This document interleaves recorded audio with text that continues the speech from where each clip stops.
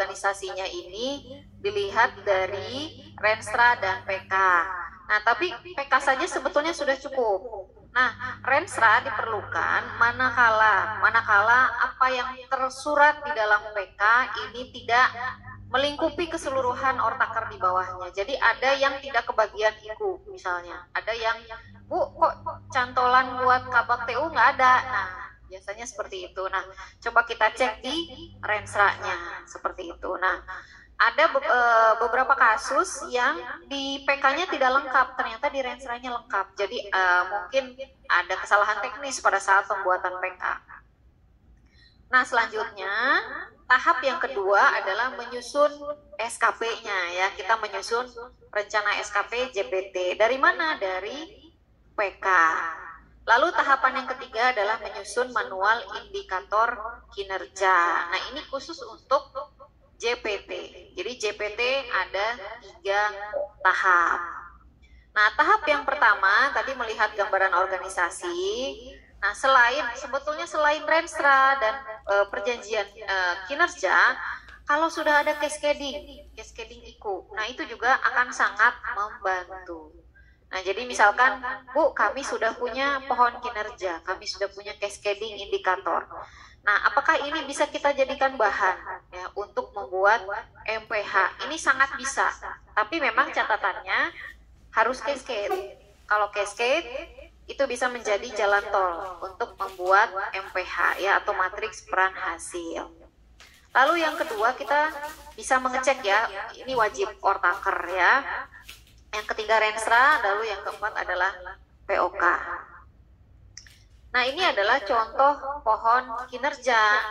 Nah, kalau misalkan sudah ada, ini bisa plek-ketiplek ya, jadi bisa kopas Bapak Ibu.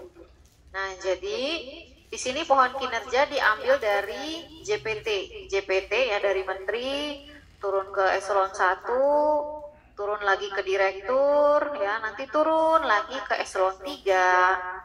Nanti dari eselon 3 turun ke JF. Nah, di dalam pohon kinerja ini semua sudah disusun. Kalau sudah ada ini tinggal pindahkan ke matriks peran hasil seperti itu. Karena apa yang ada di pohon kinerja ya sebetulnya itu kinerja organisasi. Jadi bahannya sudah ada.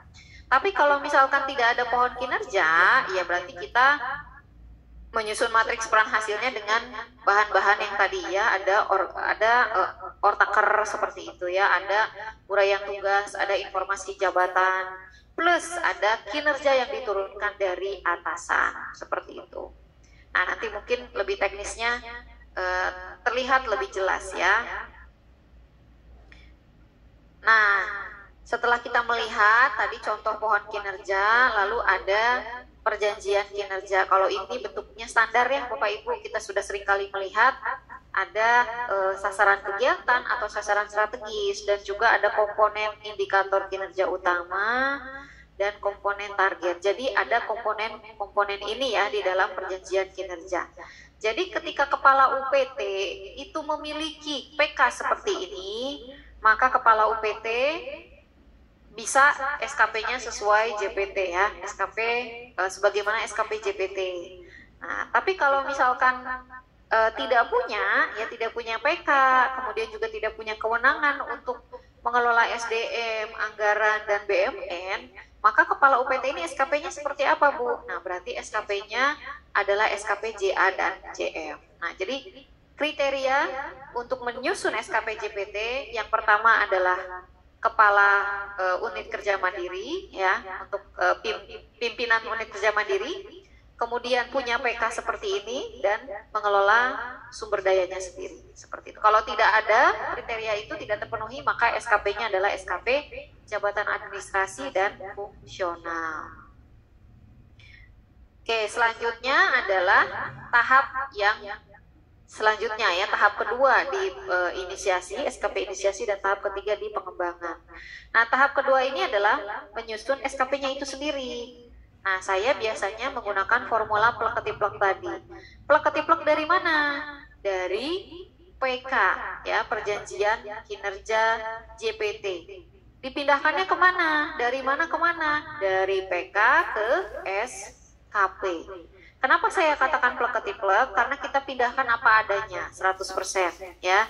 Tidak ditambah dan tidak dikurangi dari PK tersebut. Nah, jadi di sini ada contoh, ya. Contohnya adalah PK dari Badan Kepegawaian Pendidikan dan Pelatihan. Nah, bentuk PK-nya pasti standar ya. PK JPT itu seperti ini. Ada SS, ya, kadang-kadang sasaran kegiatan, ya. Ada indikator dan ada target. Nah, ini tinggal kita pindahkan ke formulir SKP JPT. Nah, contoh sasaran strategis ini pindahkan ke kolom mana? Jangan salah rumah ya Bapak Ibu. Sasaran strategis dipindahkan ke kolom rencana kinerja. Kalau indikator ini dipindah ke kolom indikator kinerja individu. Kalau target ini dipindahkan ke kolom target. Nah, ini 100% plek-ketiplek. Mohon izin sebentar ya Bapak Ibu.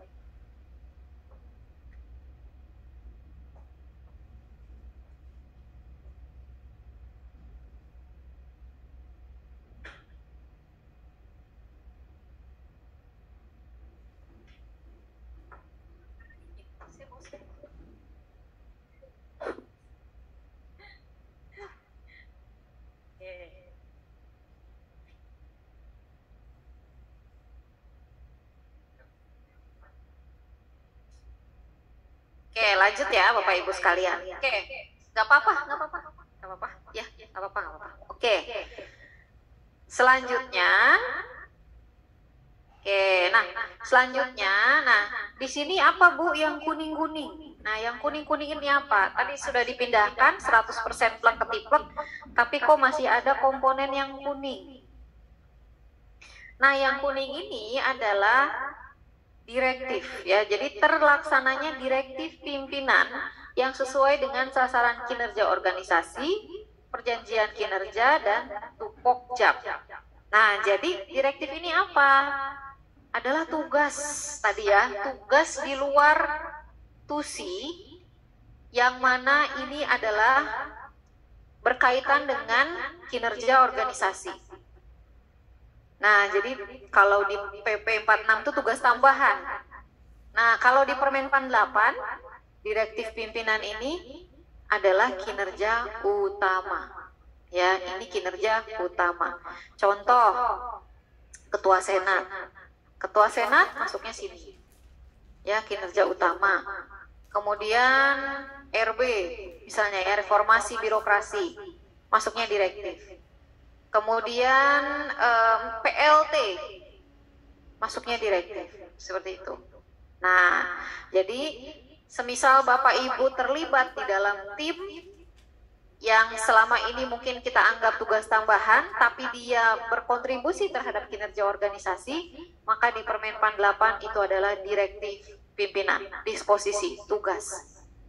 Nah, tentunya yang namanya tugas, disposisi pasti ada surat tugas ya. Nah, jadi itu adalah bentuk penugasannya itu.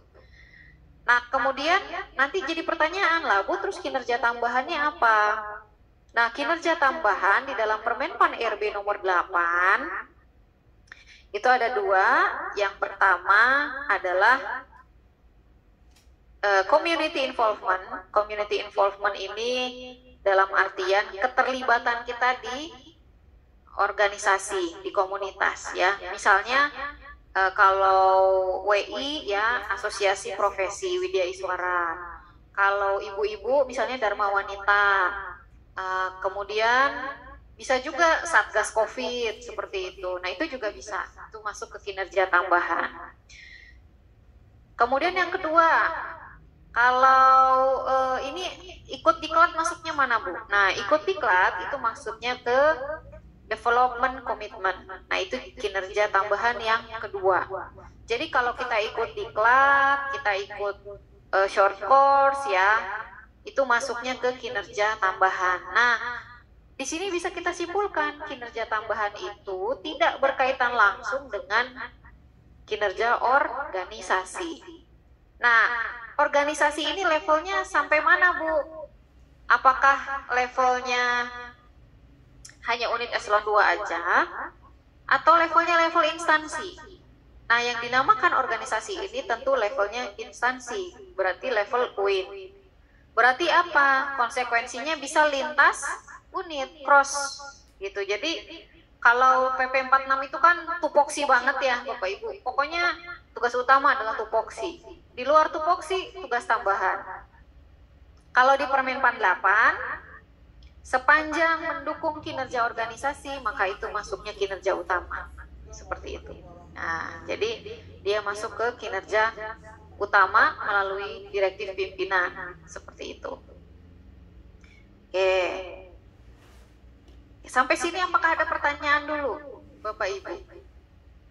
Kaitan dengan cara membuat SKP JPT. Karena SKP JPT hanya plek-ketiplek saja, dipindahkan dari PK ke SKP, ke format SKP JPT, plek-ketiplek 100%, ditambah adanya direktif pimpinan dan rencana aksi plus kinerja tambahan. Nah, rencana aksi ini khusus untuk jabatan dosen, itu diisi dengan tugas-tugas dosen yang tridharma perguruan tinggi. Nanti kita bisa cek bentuknya seperti apa, ya. Nah, ini kenapa Bu kok tugas-tugas dosen masuknya ke rencana aksi? Ya, kinerja utama rencana aksi. Kenapa? Nah, ini hasil diskusi dengan Pak Direktur waktu itu. Jadi tugas dosen itu masuknya kemana? Karena tidak mungkin hanya mengandalkan dari organisasi saja gitu ya. Karena SKP dosen itu pasti harus ada kegiatan tridharmanya. Nah, akhirnya kita masukkan ke dalam slot rencana aksi di sini. Adapun tugas sebagai ketua senat misalnya ya, sebagai kepala apa, itu masuknya ke direktif pimpinan, seperti itu. Oke, baik, sampai sini apakah ada pertanyaan dulu Bapak Ibu izin? Ya, apakah ada pertanyaan? Saya ingin mencoba membaca ya pertanyaan-pertanyaan yang sudah diajukan oleh para peserta. Saya coba pilah dulu ya. Pertama yang dari Pak Suhendro FEB. Ini pertanyaannya, ada beberapa aplikasi yang harus diisi. Di UIN Jakarta ada IKI, IKU, SMS, LKP, SKP. Perlu dipikirkan upaya rencana aksi untuk membuat satu database. Sekali mengisi data bisa terpenuhi semuanya. Ya, itu dari Pak Suhendro, Bu Susan ya, dari FEB. Beliau kabak di FEB menanyakan apakah ada kemungkinan ya seluruh pengisian IKI, IKU, SMS, LKP, SKP dan lain sebagainya itu bisa satu database, satu sekali ngisi untuk semua. Ya, mungkin langsung saya izin.